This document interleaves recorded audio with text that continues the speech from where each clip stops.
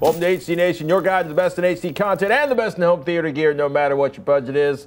I'm Patrick Norton. Hi, and I'm Robert Heron. We're closing in on the end of 2013, and we're excited by the updates to the Chromecast and Apple TV. But first, have you seen Hbizzle? No. Hbizzle. Michael Flynn tweeted at HD Nation, just found hbizzle.com to help watching HBO Go. It's kind of interesting. It is the person who designed Hbizzle basically decided that HBO Go's interface sucked, and this was his or her effort to give it a clean, modern design. And apparently they're going to start tracking your ratings and views and try to make something that does a better job recommending new stuff on HBO Go. It is not, however, a way to crack HBO Go if you are a non-HBO cable subscriber like myself. You still have to do something like borrow your mother or aunt's or neighbor's or Robert's password to get HBO Go. Share. Yes. Share. Anyway, that's pretty cool, though. It looks like they're giving you not only ratings of other sources in terms of the movies offered, but you can sort. So if you want the best stuff right at the top, you've got something to go to for that. Now, Engadget is reporting on an interesting new display technology from the good folks at Dolby Laboratories. Wait, the sound people? The sound people, they do vision stuff, too. They have cool 3D tech, I might add. If you've never seen their 3D tech, it's one definitely to check out. This is dealing with display technologies, though, and this is looking to turn your LCD screen into something much, much brighter. Now, LCD screens equipped with a backlight array of densely packed LEDs. Now, here, I actually have a cutaway picture here. These LEDs, in effect, act as a low-resolution, super bright display behind the high-resolution LCD panel itself that faces the screen. Now, the LED's output basically can be modulated to highlight the bright portions of the picture, basically giving it like an HDR for TV pictures. Isn't this just a return to the backlit screens we moved away from to get to the cheaper side-lit screens? This is looking a lot like a modification of a backlit screen technology. That's it exactly. It is very similar to the full array backlighting systems, LED in particular. But in this case, we're talking many, many, many more LEDs, and the system overall is much brighter. Now, when we first previewed this tech almost 10 years ago, and now basically rumors are that Dolby's going to be showing this at CES coming up in January, and hopefully it'll be in a commercial product and not just simply a test demo. But one cool thing to just show really quick is what you can do with a modulated backlighting system like this is with the display itself, in a sense that if this was the image being displayed on a regular LCD screen, and then behind it you have the LED blocks that can be modulated, in this case you want that highlight on the light, or the light coming through that window right there, to be brighter than the rest of the picture, so the backlight system then can create that rough glow that you need. That gets basically combined with that image, giving you that nice result where you get that dark black yet still the bright section of the window streaming in the light, maintains that punch.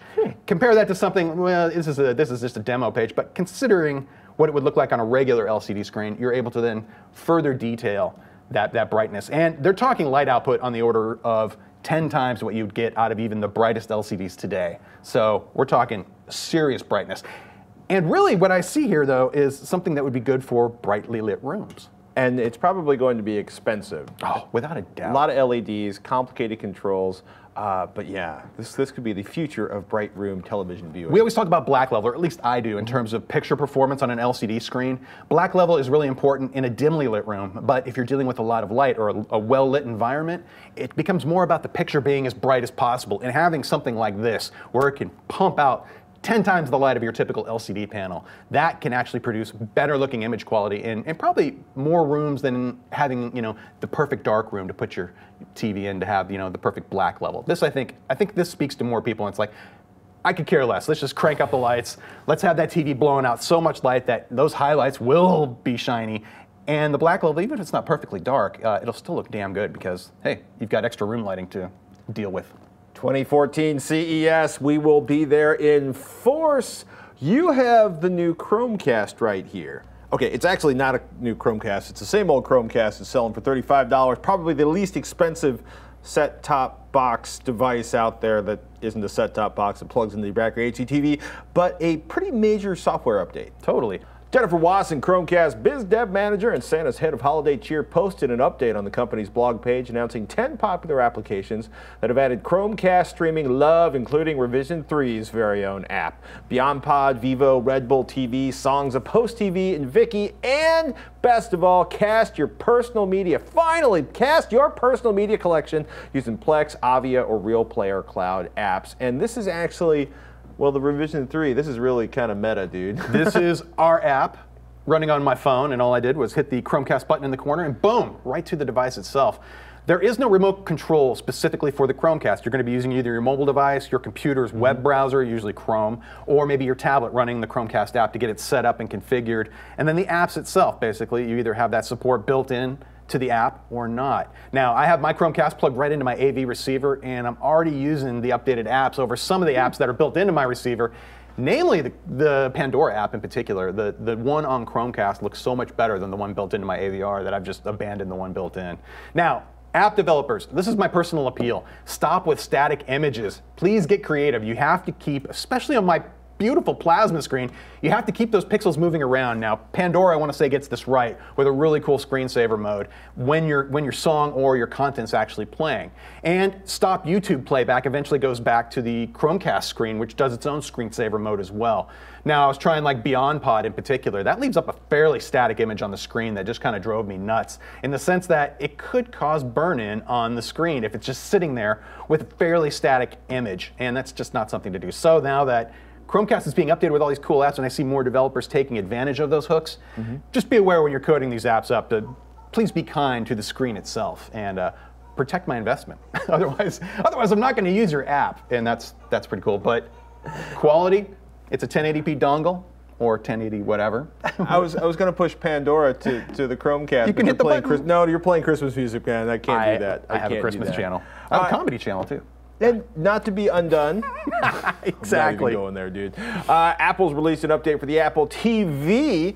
9 to 5 Mac was among the first to report on the new Apple TV update that released earlier today. Additions to the Apple TV lineup include Bloomberg, Crackle, Watch ABC, which requires subscription from a service provider like AT&T, Charter, Comcast, Google Fiber, Verizon, and others. KOR TV, which is a Korean-based content. So if you've been ignoring your Apple TV, now is a good time to hook it up and get your update on. It's really funny because the Chromecast and the Roku are kind of at one side of things and Apple TV is at the other, and then Apple is basically offering a very curated experience and being very they protect their users quite well. They deny their users access to a lot of content would be another way of saying that. Yeah, well, if you're using iTunes, though, the nice thing about having that Apple TV, or with any Apple product you're using, is the ability then to take that content that's on your portable device and send that right to the TV for viewing or enjoyment.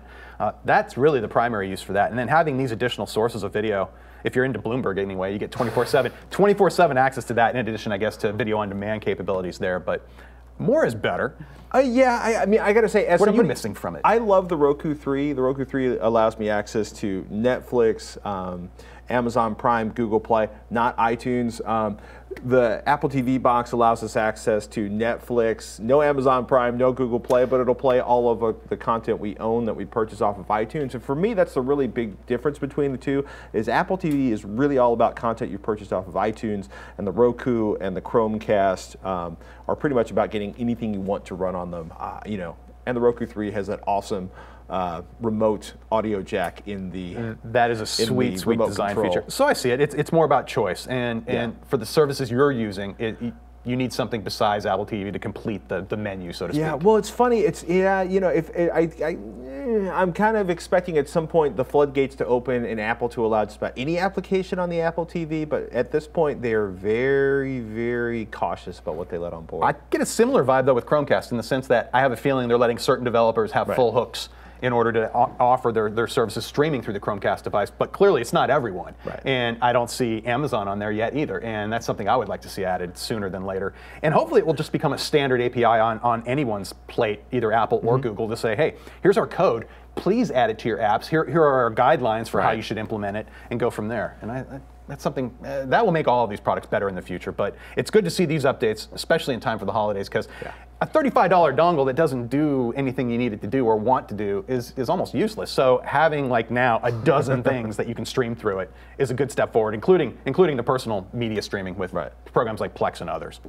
The geeks will be thrilled with this update.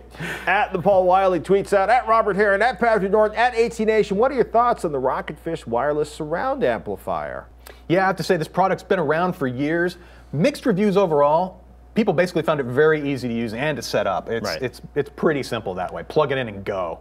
Now, back in 2007, the folks over at Audioholics actually found that I did say this was from a while ago, they found the amplifier, it sounded thin, quote unquote, and quote, wasn't terribly loud. So if those two cons are not enough to dissuade you, I will also say that Monoprice has a similar technology that they're selling for about the same price. 2.4 gigahertz technology. Not a review on this one yet, so I can't give you a thumbs up or thumbs down on that without a little more info, but maybe somebody out there is using it, of course. But you have some options though, if you want to go wireless, at least on a stereo pair or more.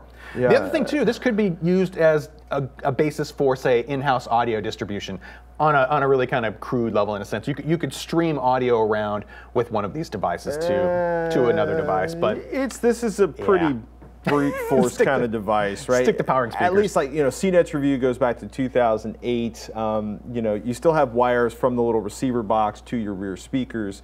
2.4. It's 2.4 gigahertz. So if you have a microwave, wireless phones in your house, or really gnarly Wi-Fi network, it could create some issues.